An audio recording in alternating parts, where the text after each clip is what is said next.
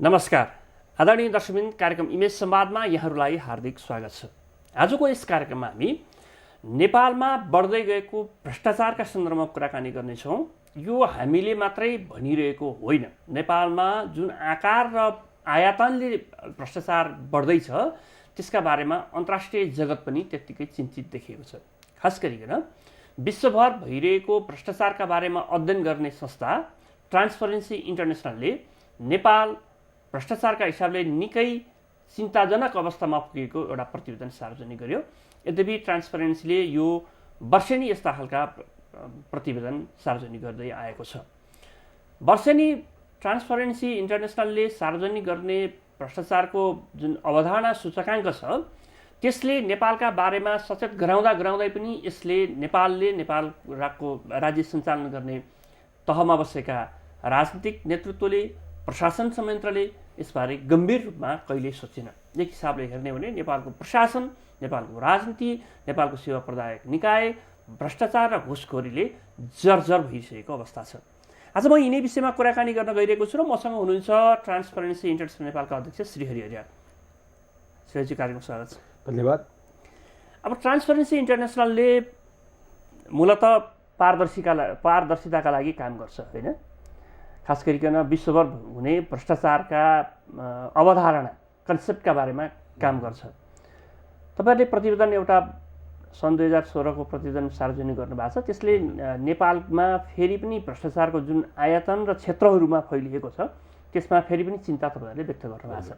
यो हिसाबले हेर्नु भने नेपालको आजको अवस्था भ्रष्टाचारका हिसाबले नेपालको विश्वभरमा तुलना गरेर हेर्दाखेरि चाहिँ हामी कहाँनेरि कस्तो परिस्थितिबाट गुज्रिरहेका छौँ, अलिकति बताइदिनुहोस्। हामीले जुन ट्रान्सपरेन्सी इन्टरनेसनलले जुन सर्वे गर्यो, जुन सर्वेलाई हामीले सार्वजनिक गऱ्यौँ, त्यसबाट हेर्दाखेरि के देखिन्छ, नेपालको स्थिति असाध्यै भयावह छ। त मूलत भ्रष्टाचार कहाँ छ भन्ने कुरा पनि उसले बताइदिएको छ। उसले भ्रष्टाचारसँग राजनीतिक भ्रष्टाचार सबभन्दा पेचिलो कुरो छ भन्ने कुरा यसपालि तपाईँको त्यसमा चाहिँ राजनीतिक भ्रष्टाचारसँग सम्बन्धित एउटा सर्वेको 6वटा चाहिँ विषय छन्। त्यहाँ 6वटा विषयमध्ये सबभन्दा नाजुक, सबभन्दा कमजोर विषय भनेको चाहिँ राजनीतिक भ्रष्टाचार भन्ने नै छ, जसमा नेपालले 21 नम्बर मात्रै ल्याएको छ। 100मा 21 मात्रै ल्याएको छ। अरूमा होला 30 होला, 32 होला, 34 होला, अरू विभिन्न छन्। अब त्यो राजनीतिक भ्रष्टाचार भन्ने कुरा चाहिँ नि अर्को कसरी पनि देखिन्छ भने यो 2013मा ट्रान्सपरेन्सीले गरेको एउटा प्रतिवेदन छ। त्यो प्रतिवेदनले नेपालको ब्यारोमिटर भ्रष्टाचारमा सबभन्दा कमजोर कहाँ छ भन्दाखेरि राजनीतिक दल नै भ्रष्ट छन् भन्ने कुरो पहिलो उसलाई चाहिँ इङ्गित गरेको चाहिँ राष्ट्रिय छ। 13बाट अहिले हामीले तुलनात्मक रूपमा अध्ययन गर्दा अहिले जुन चाहिँ प्रतिवेदन निस्किएको छ त्यसले नै राजनीतिक क्षेत्रलाई नै तपाईँको सबभन्दा भ्रष्ट क्षेत्र भनेर भनिरहेको छ। अब हामी कस्तो किसिमको छ भने हामी भाषण गर्दा नेताहरूले सबैले बडा हल्का किसिममा भन्छन् यो तलको झिला मसिना भ्रष्टाचारका कुरा होइन, भ्रष्टाचारको त पोखरी नै चाहिँ दूषित छ, दूषित पोखरीबाट कसरी शुद्ध पानी धारामा आउँछ भनेर भन्छन्। र त्यो पोखरी कुन हो त? दूषित पोखरी मूल नै चाहिँ फोहोर छ, कुन हो भनेर खुट्याउने काम कहिले तपाईँले त्यो गरेर देख्नु भएन। म ट्रान्सपरेन्सीको अध्यक्ष भइसकेपछि चिन्तन त यसैमा गर्नु पऱ्यो, किन जुन काममा गर्न गएको छु मेरो चिन्तन त तिनै लक्षित हुने हो भनेर हेर्दा सबै कुरा हेर्दाखेरि खोज्दै जाँदा यथार्थमा रहेछ राजनीतिक दलले। किन शक्तिको स्रोत अहिले संविधानमा जे लेखेको भए तापनि, जनता लेखेको भए पनि, जनतालाई जनार्दन भने पनि, जनता सार्वभौम सत्ता सम्पन्न भने पनि यथार्थमा राजनीतिक दलहरू नै सबै कुरा जनताको सार्वभौम सत्ताको नाममा देशको चाहिँ अरू एकताका नाममा जनताको सार्वभौम सत्ता र अधिकारको कुरा संविधानले उल्लेख गरे पनि त्यो अधिकार आजका दिनमा कोसँग निश्चित छ भनेर हेर्ने हो भने त्यो राजनीतिक दलका त्यो पनि केही अमुक नेताहरूको हातमा गएर चाहिँ नि अहिले बसेको छ। केही ठुला दलका केही नेताको हातमा छ। त्यो समग्र नेपालको राज्य सत्ताको चाहिँ यति बेलाको बागडोर कसैसँग छ भने तिनीसँग छ। यद्यपि हामी जनता सार्वभौम भनिरहेका छौँ, भन्ने कुरा त भनिरहेको छौँ हामीले, तर गर्ने त्यसको प्रयोग चाहिँ कसले गरिरहेछ भनेदेखि राजनीतिक दलका केही सीमित नेताले गरिरहेछन्। अब सीमित नेताले गरिरहेका छन् र त्यो सीमित नेताबाट चाहिँ नि के छ नि यो देशलाई चाहिँ एउटा ठाउँतिर एउटा सुशासनतर्फ लैजाउँ भने पनि तिनकै हातमा छ, कुशासनतर्फ लैजाउँ भने पनि तिनकै हातमा छ। भन्नुको तात्पर्य नेपालमा भ्रष्टाचार बढ्नुको पछाडि, यो नियन्त्रण नहुनुको पछाडि नेपालमा चाहिँ नि स्थिरता अस्थिरताका सबैका भागीदारी को हुन्थ्यो? ती नेताहरू नै हुन्। ती नेताहरूकै हातमा चाहिँ नि छ सबै कुरा। उनीहरूले चाहे भने भ्रष्टाचार नियन्त्रण गर्न सकिन्छ। अहिले म एउटा सानो कुरा जोडिहालौँ। अहिले ट्रान्सपरेन्सीले त्यत्रो प्रतिवेदन प्रकाशित गर्यो। आज कुनै राजनीतिक दलले त्यसमा चासो चर्चा कहिले गरेका छैनन्। यो त विश्वमा स्थापित संस्थाले गरेको चाहिँ नि हो यो प्रतिवेदन। यो त हाम्रो त साह्रै लज्जास्पद कुरा। कुनै वर्ष पनि हाम्रो चाहिँ नि परिणाम राम्रो आइराखेका छैन। त्यस कारणले भ्रष्टाचार त हामी सबैको कमन एजेन्डा हुनुपर्छ भनेर छलफल गरौँ भनेर कुनै पार्टीले, एक पार्टीले अर्को पार्टीलाई आग्रह गरेको पनि कहीँ सुन्नुहुन्छ? कहीँ सुन्नुहुन्न। त्यसको अर्थ त्यो मात्रै होइन, ट्रान्सपरेन्सी इन्टरनेसनलले यस्तो खालको प्रतिवेदन निकालिरहँदा हरेक वर्ष नेपालका राजनीतिक दलहरू भ्रष्टाचारको चङ्गुलमा फसेको कुरा उल्लेख गरिरहँदाखेरि स्वयं ती दलहरूले तपाईँहरूलाई बोलाएर हामीले कहाँनिर सुधार गर्नुपर्ने भयो, हाम्रो कमजोरी कहाँनिर रह्यो, ट्रान्सपरेन्सीका अवधारणाहरूलाई हामीले कसरी चाहिँ लागू गर्न सकौँला भन्ने कहिले छलफल गरे? त्यो त कहिले छलफल गर्दैन। अझै हामी कैयौँ कुराहरूमा इस्युजहरू उठाउँछौँ, कति प्रेसमा आउँछन् कति आउँदैनन्, हामी चाहिँ लेखेर पठाउँछौँ। तर मलाई लाग्छ हामीले लेखेका प्रत्येक चिठीलाई तिनीहरूले चाहिँ के चाहिँ रद्दीको टोकरीले फालिदिया हुन्छ। कुरा तपाईँ मेरो यति त्यो मुलुकमा शासन दिनुपर्छ, भ्रष्टाचार नियन्त्रण गर्नुपर्छ भने संवेदना नै छैन।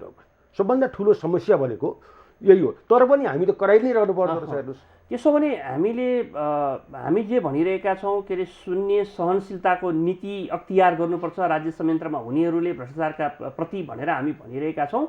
तर यहाँ शून्य सहनशीलता होइन, अति सहनशीलता होइन, मतलब त्योसँग चाहिँ घुलमिल गर्ने भ्रष्टाचार फ्रेन्डली वातावरण पो सृजना भइरहेको छ। होइन, एउटा जिरो टलरेन्सको आयो उता पश्चिमी जगततिर, अनि त्यसको अनुवाद गर्दै त्यही शब्दलाई लिएर गीत गाइराखे। बस कुरो त्यति। कहाँ शून्य सहनशीलता हुन्छ? यहाँ त भ्रष्टाचार मैत्री वातावरण छ। त्यो कसरी त्यो छ भन्नुहुन्छ भने यसको पछाडि सबभन्दा ठुलो फेरि राजनीतिमै गरेर ठोकिन्छ। भ्रष्टाचारको कुरा गरेको त्यो राजनीतिमै गरेर छोडी, राजनीतिको विषयमा नबोल्नु भन्दा पनि राजनीतिमै गरेर ठोकिन्छ। जस्तै मैले भनौँ, अब मुलुकमा अहिले एउटा संविधान आएको छ। कसलाई मन पर्ला कसलाई मन नपर्ला, यथार्थ एउटा संविधान नेपालमा छ। त्यो संविधानले गर्ने कुरा के हो भने लोकतान्त्रिक संविधानले रेस्पोन्सिबल गभर्मेन्ट, पार्लियामेन्टप्रति जवाफदेहीपूर्ण सरकारको परिकल्पना गर्छ।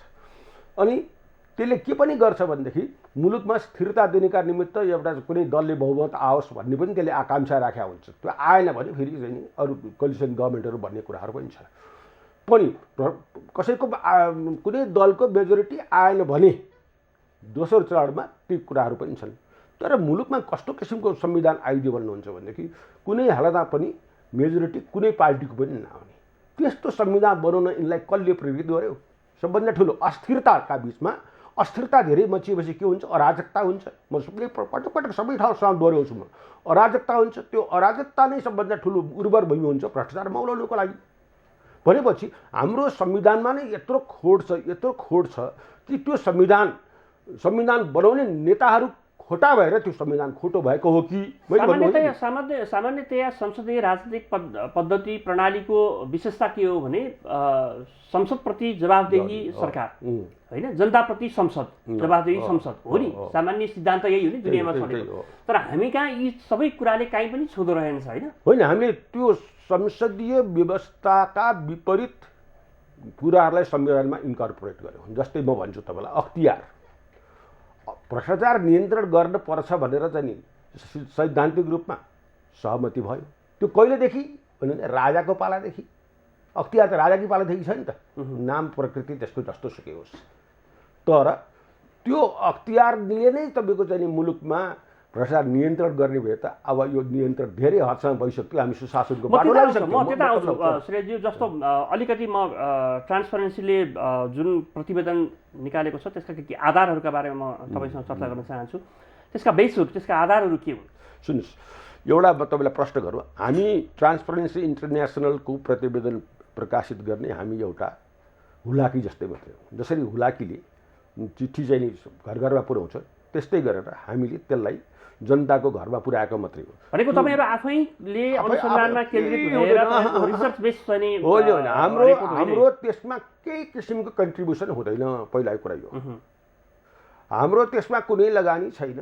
हामीसँग तिनीहरूले यो बनाउँदाखेरिको अवस्थामा हामीलाई कुनै किसिमको सरकार सम्बन्ध गरेका हुन्। उनले हामीलाई वर्ष दिनमा एकपटक यो प्रकाशित गर्नुको निमित्त संसारभर है यो पहिले इम्बार्गो भएर आउँछ।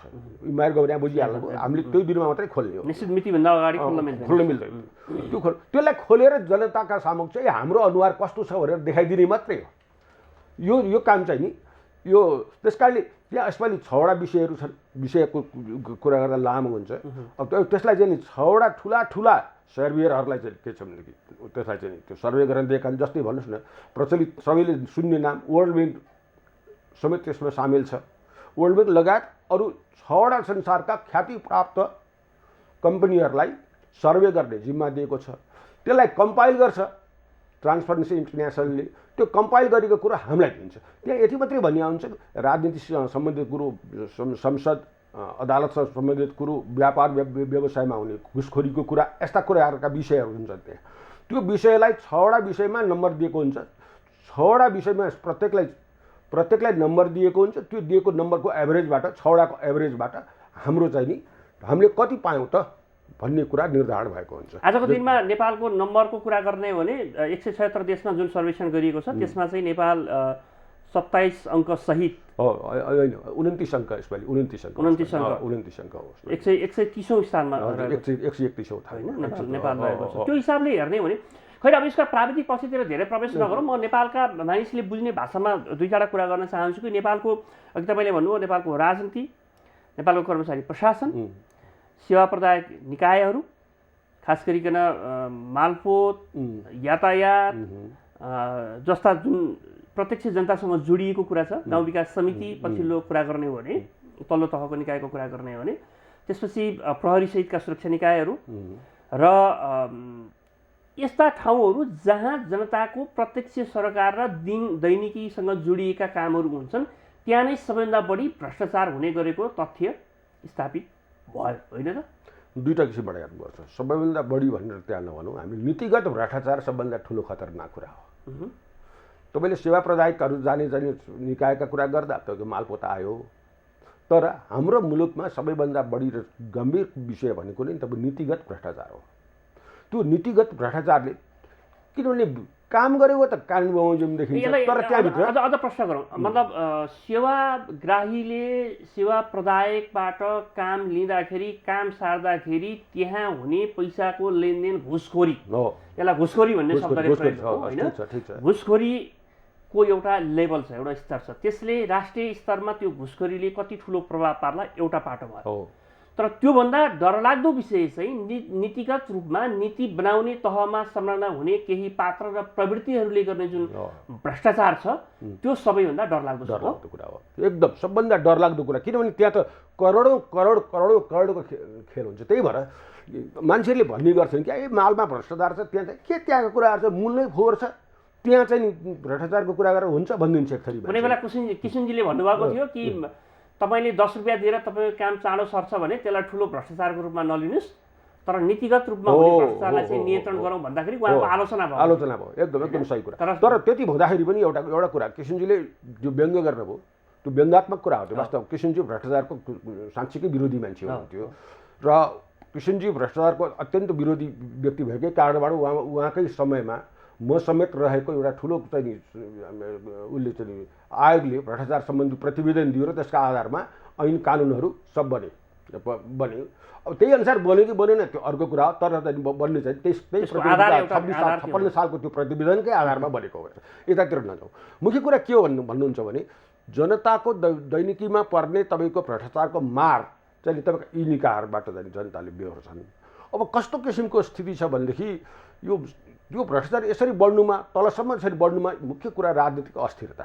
मैले पटक भन्छु राजनीतिक अस्थिरता एउटा कारण हुनसक्छ श्रीज्यू। त्यस अलावा नेपालमा जुन आकार र ढङ्गबाट दण्डहीनता मौलाएको छ, जुनसुकै निकायमा पनि जे गरे पनि हुने, कसैले दण्ड बेहोर्नु नपर्ने होइन, सिधा उसलाई ऊ दण्ड योग्य दण्डभागी छ तर त्यो दण्ड एक्जिक्युसन गर्ने कार्यान्वयन गर्ने तहमा कोही छैन। दोषी करार गरिएको छ तर उसले दण्ड पाउँदैन भन्दा नेपाल जुन ढङ्गले दण्डहीनताको मार्गमा अगाडि बढिरहेको छ त्यसको प्रत्यक्ष प्रभाव हामी भ्रष्टाचारका रूपबाट पनि बेहोरिरहेका छौँ। त्यो दण्डहीनता तपाईँले यसरी हेर्नु पऱ्यो। अब हामीले भ्रष्टाचारको विरोध मात्रै गरेर व्यापक रूपमा नीतिगतदेखि लिएर तल स्थानीय निकायसम्म भ्रष्टाचार छ भन्ने कुरामा सबैको सहमति छ। अब त्यो सहमति हुँदाहुँदै पनि त्यो किन नियन्त्रण हुनु गर्न सकिएन? अब त्यो नियन्त्रण गर्न के गर्नुपर्छ? अब राष्ट्रको ध्यान मलाई लाग्छ त्यतातिर जाने। जनता राष्ट्र भने सरकारको ध्यान त्यता जाँदैन। तपाईँको स्तरमा अब त्यतातिर ध्यान जानुपर्ने। तपाईँको विचारमा नेपालमा जुन आकार र आयतनबाट भ्रष्टाचार मौलाइरहेको छ त्यसलाई न्यूनीकरण गर्ने हो भने अब भनौँ सन् 2017को ट्रान्सपरेन्सी इन्टरनेसनलको प्रतिवेदन सार्वजनिक हुँदै गर्दाखेरि नेपालको अनुहारमा जुन कालो धब्बा पोतिएको छ त्यसलाई अलिकति मात्रै पनि गोरो बनाउने हो भने नेपालको नीतिगत निकायमा संलग्न हुनेहरूले, राज्य संयन्त्र चलाउनेहरूले, प्रशासन चलाउनेहरूले र स्वयं तपाईँको नागरिक समाज, सञ्चार माध्यम र स्वयं नागरिकका तहबाट के कस्ता कामहरू हुनु जरुरी तपाईँ देख्नुहुन्छ? एउटा कुरा त्यो गर्नुको निमित्त पूर्वाधारहरू खडा हुनु पर्यो। भ्रष्टाचार नियन्त्रण गर्नका लागि पूर्वाधार भने यस अर्थमा मैले भनिरहेको छु कि त्यसका निमित्त त्यही अनुसारका नेताहरूको चयन पार्टीहरूले गर्न सक्नु पर्यो। पार्टीहरूले मैले किनभने यो पार्टीले धेरै बढ्ता दोष किन दिइरहेको एउटा पूर्वाधारको कुरा भयो। पूर्वाधार त्यो तयार गर्नु पर्यो। अर्को यो अख्तियार जो छ यसमा पुनर्मूल्याङ्कन गर्नु पर्यो। यो संविधानमा राख्नु पर्ने कि नपर्ने, राखेदेखि त्यसलाई कुन हैसियतमा दिने त्यो त्यो त्यो अख्तियारको कुरा हो। अब तेस्रो कुरा भने मैले भन्नु खोजेको कुरा के भने कुन प्रशासनमा कुनै पनि सचिवलाई कुनै पनि साँच्चीकै अपवादका अवस्थामा बाहेक उसले चाहिँ कुनै बदमासी गरेछ भन्ने कुरा बाहेक प्रशासनमा स्थिरता ल्याउनेको त सचिवहरूको सरुवा एउटा निश्चित अवधिभन्दा एक मन्त्रालयबाट अर्को मन्त्रालय नगर्ने व्यवस्था हुनु पर्यो। त्यस्तै गरेर सिडिओ एलडिओ जिल्ला शिक्षा अधिकारीहरूलाई एउटा निश्चित समयसम्म काम गर्न दिनु पर्यो। सरकार बदलियो कि त तिनीहरू बदलिने, अब केन्द्रमा सरकार बदलियो कि त त्यही राष्ट्र सेवक भनेर भनिएको छ तिनीहरूलाई। त्यही राष्ट्र सेवकमाथि एक राष्ट्रमा सेवकमाथि अविश्वास गरेर अर्को राष्ट्र सेवकलाई चाहिँ आफ्नो अनुकूल हुने गरेर के छ भनेदेखि एउटा नेपाली भाषामा भन्छ चेन्ज फेन्ज भन्छ क्या, चेन्ज फेन्ज गरेर बिजोलेर नि त्यो व्यवस्था गर्नुभयो। यस सन्दर्भमा तपाईँसँग अलिकति प्रश्न हुन चाहन्छु कि तपाईँ नेपालको न्यायिक क्षेत्रमा होइन लामो समयदेखि संलग्न हुनुहुन्छ। न्यायिक क्षेत्रमा संलग्न भएका नाताले त्यसले नछुने क्षेत्र सायद कुनै छ होइन। त्यो हिसाबले हेर्ने हो भने म दुईवटा विषयमा आउन चाहन्छु। पूर्वाधारकै कुरा गर्ने हो भने पनि हामीसँग पूर्वाधार संरचनाका कुरा गर्ने हो भने पनि अख्तियार त एउटा संवैधानिक हैसियत बोकिएको निकाय छ अख्तियार दुरुपयोग अनुसन्धान आयोग, जसले भ्रष्टाचारका मुद्दाहरूमाथि विषयहरूमाथि आशंका लागेका व्यक्तिमाथि उसले अनुसन्धान गर्न सक्छ, प्रतिवेदन तयार गर्न सक्छ, मुद्दा चलाउन सक्छ। त्यो अधिकार हामीले दिएका छौँ। सँगसँगै सतर्कता केन्द्र पनि प्रधानमन्त्रीको मातहतमा हामीले राखेका छौँ। त्यस अलावा अरू केही संवैधानिक अङ्गहरू छन्, निकायहरू छन् जसले भ्रष्टाचार न्यूनीकरणका लागि सघाउँछन्। महालेखा परीक्षकको कुरा गरौँ होइन, लोकसेवा आयोगको कुरा गरौँ जसले चाहिँ एउटा काबिल जनशक्ति तयार गर्छ, त्यसको उद्देश्य नै राष्ट्रको सेवा गर्ने, राष्ट्र सेवक बनाउनु, भ्रष्टाचार गर्ने, राष्ट्र सेवक उत्पादन गर्नु त होइन होला भन्दा यस्ता निकायहरू छन् जसको भूमिका नेपालमा सदाचार स्थापित गर्नु हो। तर यी निकायहरू पनि विफल भए भन्ने निष्कर्षमा पुग्ने हो हामी। त्यसो हो भने तपाईँलाई एउटा भनौँ, तपाईँसँग कान पनि छ, तपाईँसँग आँखा पनि छ, तपाईँसँग मुख पनि छ, तपाईँसँग नाक पनि छ, तर तिनले गर्ने काम गरिदिन भने तपाईँको चाहिँ कान नाक आँखा मुखको के अर्थ? मैले भन्नु खोजेँ सबै कुरा छ। एउटा हेर्दाखेरि एउटा लोकतान्त्रिक शासन पद्धतिमा हुनुपर्ने चाहिँ संयन्त्रहरू सबै छन्, तर के को ल्याकिङ छ, के को अभाव छ? त्यसको ज्ञानकै अभाव छ। जब त्यसमा ज्ञान नै छैन भनेदेखि अनि त्यो निकायहरूले के गर्ने? कुनै मन्त्रालयको बोर्डले काम गर्ने होइन। त्यो ज्ञान हामी कहाँबाट हो? भर्ने? त्यो ज्ञान भर्नेका निमित्त नै तपाईँको चाहिँ के भने राजनीति नै त्यसको लागि ज्ञान भराउने चाहिँ कुरा नै एउटा राजनीति नै हो। त्यसलाई त्यहाँ ज्ञान भराउने अथवा भएको ज्ञान पनि बिस्तारै चाहिँ त्यो गाडीको जस्तो गाडीको पाङ्ग्रामा हावा फुस्काइदिए जस्तो फुस्काइदिने त्यो राजनीति नै हो।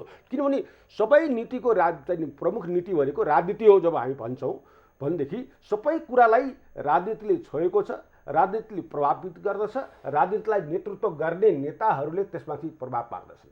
त्यस कारणले मैले भन्न खोजेको ज्यान बिनाका चाहिँ संयन्त्रहरू छन्, त्यसलाई ज्यान दिने कोही पनि छैन। भन्नु खोजेको कुरा जुन व्यक्ति जुन ठाउँमा काम गर्छ म त्यो पदमा रहेर समर्पित भएर भन्छ त्यो राज्यप्रति समर्पण आफूलाई गरेर उसले त पारिश्रमिक पाउँछ, त्यो आफ्नो ठुलो कुरो हो।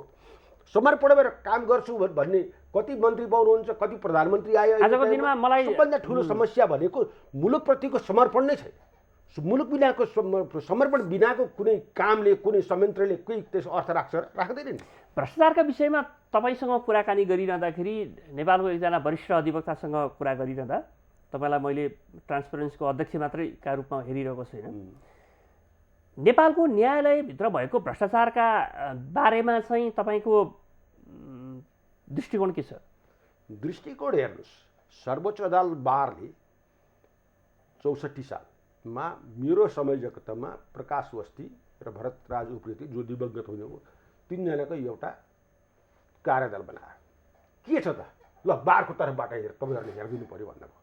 हामीले यति न कतै एनजिओको पैसा लिउँ न कसैको सहयोग लिउँ, हाम्रा आफ्ना अफिसमा आफ्ना चाहिँ वकिल साथीहरूलाई साथ लिएर हामीले धेरै त्यस बेलाका सर्वोच्च अदालतका सिटिङ जजहरूलाई राति गएर कुराकानी गरेर पनि सारा चिज गरे, यत्रो मेहनत गरे, यत्रो पुस्तक छ।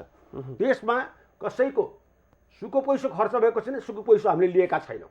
त्यो प्रतिवेदन अहिले पनि जिम्दै छ।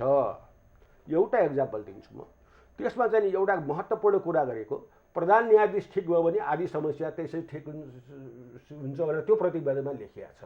मैले को प्रधान न्यायाधीश ठिक थियो तर हरेक प्रधान एकदम म यसमा तपाईँलाई मैले सप्लिमेन्ट मात्रै गर्न खोजेको हुँ। तर सर्वोच्च अदालतमा आउने हरेक प्रधान न्यायाधीशको उसको पहिलो अभिव्यक्ति के हुन्छ भने न्यायालयभित्रको जुन अनियमितता छ, भ्रष्टाचार छ, यो सबै कुरा ठिक गर्नको लागि मेरो पहिलो भूमिका हुनेछ। एउटा कुरा नि आउने प्रधानमन्त्रीले पनि त्यही भन्छन्, प्रधान न्यायाधीशले पनि त्यही भन्छन्। हेर्नुहोस् आउना साथको बोल्ने र जाँदाखेरि उसले बिहोर्नु पर्ने हकीकतको बिचमा धेरै अन्तर छ। त्यसको म एउटा कुरा सम्झाउन चाहन्छु।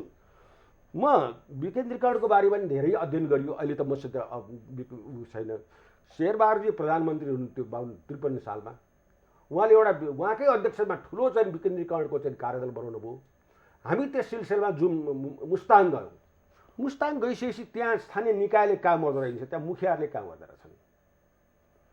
तिनीहरूको नाममा औपचारिक काम चाहिँ गाविसले गर्दो रहेछ। त्यहाँ के हुँदो रहेछ भने कुनै पनि मुखियाले कुनै काम सुरु गर्ने दिनमा सुरु गर्दो रहेछ एउटा सामान्य उसमा, अनि काम सुरु गरेर उसले जुन दिन 2 वर्षको 3 वर्षको कार्यकाल छ त्यसपछि उसलाई विदाई गर्ने कार्यक्रम हुँदो रहेछ। त्यो कार्यक्रममा उसले के गर्नुभयो, मैले आजसम्म जे जति काम गरेँ ठिक गरेँ बेठिक गरेँ तिमीहरूले मेरो मूल्याङ्कन गर भन्दो रहेछ। अनि उसले गलत काम गरेको रहेछ भने अरू सामान्य जनताले भन्दा उसले डबल जरिमाना तिर्नु पर्दो रहेछ, डबल दण्ड भोग्नु पर्दो रहेछ। मलाई के लाग्छ भने अहिले पनि म सर्वोच्च अदालतमा मेरा वकिल साथीहरू जो बारको नेतृत्व गरेर भन्छन्, कुनै न्यायाधीश पनि आउँदाखेरि स्वागत पनि नगर विरोध पनि नगर, तर उनीहरू फर्किँदाखेरिका अवस्था प्रधान न्यायाधीशको फर्किँदा राम्रा काम गरे भने विदाई राम्रोसँग गर, होइन भने वास्ता नगर। मैले खुला मैले भन्ने एउटा अर्को कुरा तपाईँले न्यायपालिकाको कुरा गरिहाल्नुभयो, त्यहाँभित्रको विकृतिको कुराहरू भयो। हामीले त्यस बेलामा 64 सालमा के अब यो सबै कुरा देखिसकेको छ, राजनीतिक दल अब अदालतभित्र पनि प्रवेश गर्छ भन्ने हामीले भिजुलाइज गरेर अब न्यायाधीश योग्यता परीक्षाकोबाट परीक्षण भइसकेका व्यक्तिलाई उनको चरित्र हेरेर उनको आचरण हेरेर मात्रै न्यायाधीशमा नियुक्ति गर भनेर प्रतिवेदन दियो। अहिले यो जो न्यायाधीशहरूको नियुक्तिमा चलखेल हुन थाल्यो भन्ने कुरा हामीले आभास पायौँ। ट्रान्सपरेन्सी इन्टरनेसनल नेपालमा चाहिँ संयोगवशमा एउटा वरिष्ठ अधिवक्ता नै चाहिँ त्यो चाहिँ अध्यक्ष भएर मैले त्यो चाहिँ न्याय परिषदको अध्यक्षलाई चिठी लेखेर पठाएँ मेरो संस्थाका तर्फबाट कि पहिला त तपाईँको चाहिँ 16-17 जना न्यायाधीशले गएर पोलिटिकल पार्टीको चाहिँ कार्यालयमा गएर धन्यवाद दिएको त्यो कुरा त बिर्सिया थिएनौँ, चोट परिरहेको थियो। अनि हामी पहिलाको जस्तो कुरा त अब हुँदैन होला, न्यायाधीश नियुक्तिमा त्यो प्रेसर त पर्दैन होला, पार्न पनि हुँदैन। तर त्यसरी प्रेसरै पर्ने यदि हो भने त अब न्यायाधीश योग्यता परीक्षाबाट परीक्षण गरेका व्यक्तिलाई मात्र न्यायाधीश नियुक्त गर भनेर भन्यो। पठायौँ तर कतै मैले भने नि हामीले लेखेका पत्रलाई के छ भने एउटा सदा सहायताका लिने कुनै छोड्नुहोस्, त्यसले गर्दा अहिले यत्रो विवाद न्यायपालिकामा आयो कि जुन कुरो अभूतपूर्व नेपालको इतिहासमा यति विवादास्पद न्याय परिषद बन्यो, यति चाहिँ के छ भने त्यसबाट यसका प्रतिक्रियाहरू यस्तो हुँदा सरकारी वकिलहरू गर्न हुँदैन थियो तिनीहरूले आन्दोलन, तिनीहरूबाट चाहिँ आन्दोलन गराइयो र न्यायपालिकालाई तस नस पार्ने कामतर्फ चाहिँ अग्रसर गराइयो। एउटा यो कुरो भन्दा यी सबै हामी समग्रमा आजको यस कुराकानीको अन्तमा निचोडमा हामी के पुग्न सक्छौँ भने नेपालमा अहिले जुनसुकै क्षेत्रमा, चाहे न्यायालयको कुरा होस्, चाहे प्रहरी प्रशासनको कुरा होस्, सुरक्षा निकायको कुरा होस्, चाहे सेवा प्रदायक निकायको कुरा होस्, चाहे राजनीतिक क्षेत्रको कुरा होस्, यी सबै क्षेत्रमा भ्रष्टाचार र अनियमितता बढ्नुको पछाडिको मूल कारण भनेको चाहिँ दोषीलाई दण्ड दिने इच्छा शक्ति नेपालको राजनीतिक राज्य प्रशासन जसले सञ्चालन चलाइरहेका छन् उनीहरूमा नहुनु नै हो। कुरा यसो हो, उनीहरूले नै प्रश्रय दिएर ठुला गुन्डाहरूलाई तपाईँ पार्टी प्रवेश गराउँछन्, उनीहरूले नै तपाईँको बदमासी गरेर प्रोटेक्सन गर्छन् राजनीतिक दलहरू।